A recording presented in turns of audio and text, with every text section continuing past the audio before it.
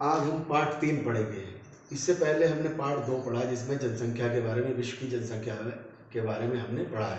मगर इस पार्ट में आपको जो हम पढ़ाएंगे जनसंख्या संगठन। तो जनसंख्या संगठन, जो भी लोग जिस देश में निवास करते हैं वो अलग अलग आयु के, अलग अलग व्यवसाय में लगे हुए हैं, अलग अलग लिंग अनुपात में हैं, जीवन प्रत्याशा हर देश की अलग अलग तरह से पाया जाता है। तो जिस देश के हम अध्ययन करेंगे तो उसके हिसाब से उसकी योजनाएं बना सकते हैं। तो वो जनसंख्या संगठन में हम पढ़ेंगे लिंग संगठन, आयु संरचना, ग्रामीण नगरीय और साक्षरता व्यावसायिक संरचना। एक एक के बारे में हम आपको विस्तृत जानकारी देंगे, क्योंकि इन्हीं के आधार पर पूरे देश की योजनाएं बनती है। तो सबसे पहले जो हम पढ़ेंगे आपका लिंग संगठन। लिंग संगठन से मतलब समझिए कि स्त्री और पुरुषों के बीच के अनुपात को लिंग संगठन कहते हैं। मतलब स्त्रियां कितनी है, पुरुष कितने हैं, इसके बीच के अनुपात को लिंग संगठन कहते हैं। इसे इंग्लिश में सेक्स रेशियो भी कहा जाता है। मगर इसको निकालने का फार्मूला अलग अलग देशों में अलग अलग तरीके से पाया जाता है। जैसे आप दूसरे देश में निकालेंगे तो लिंग अनुपात पुरुष जनसंख्या अपॉन स्त्री जनसंख्या मल्टीप्लाई बाई 1000। इस फार्मूले से हम दूसरे देशों में निकाल सकते हैं। इससे निकल जाएगा लिंग अनुपात, मतलब कितनी स्त्रियों पर कितने पुरुष पाए जाते हैं। इससे मतलब 1000 स्त्रियों पर कितने पुरुष पाए जाते हैं, ये और देशों के लिए लिंग अनुपात निकालने का फार्मूला है। मगर हमारे देश में कैसे निकालते हैं लिंग अनुपात, इसको पलट देंगे। स्त्री संख्या ऊपर आएगी, पुरुष जनसंख्या नीचे आएगी, मल्टीप्लाई बाई 1000। तो इसमें हमारे देश में जो 1000 पुरुष पर जितनी महिलाएं पाई जाती है उसको लिंग अनुपात कहते हैं। अब इसमें ये समझ सकते हैं कि लिंग अनुपात का मतलब पुरुषों और महिलाओं के बीच का अनुपात। अगर आप देखें तो पूरी दुनिया में जहाँ सी औरतों का ख्याल नहीं किया जा सकता, ये बच्चों को मार दिया जाता है, ये दहेज में जला के मार दिया जाता है, तो वहाँ का अनुपात कम है, वहाँ की लिंग अनुपात कम है, वहाँ सी औरतों की संख्या कम है।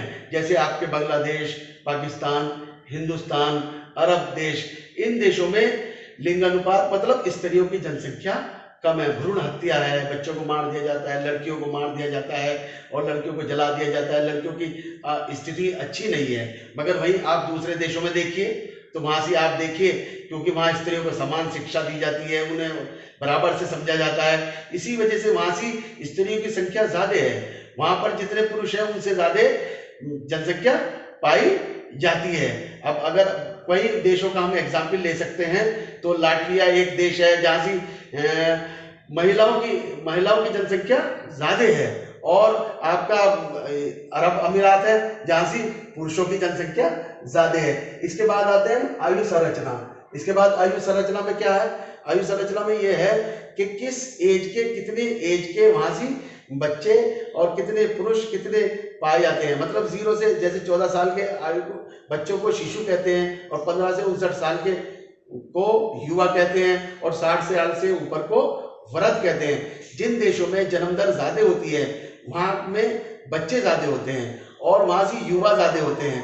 तो जिन देशों में ये इस तरह का ग्राफ पाया जाता है, तो हमारे देशों में अक्सर अमूमन यही देश पाया जाता है कि हमारे यहाँ कार्यशील जनसंख्या ज्यादा है, क्योंकि जहाँ बच्चे और बूढ़े ज्यादा होंगे तो वहां से वो निर्भर होंगे, वो उन पे कार्यशील जनसंख्या पर निर्भर होंगे, वो उस पर डिपेंड करेंगे।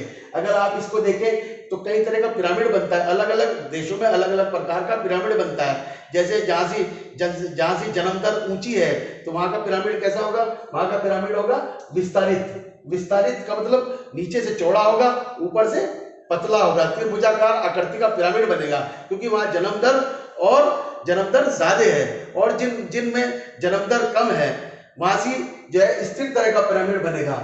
और बहुत सारे देश हैं ऐसे हैं जिनमें जन्म दर और मृत्यु दर दोनों को कम कर दिया गया, तो वहां की जनसंख्या कम होने लग गई है और बूढ़ों की जनसंख्या वहां ज्यादा हो रही है। तो जीवन प्रत्याशा का मतलब बहुत सारे देशों में ये उम्र जो है ज्यादा बढ़ी हुई है, हमारे देशों में वो कम नहीं है। इस वीडियो को लाइक करें, सब्सक्राइब करें और कमेंट भी शेयर भी करें।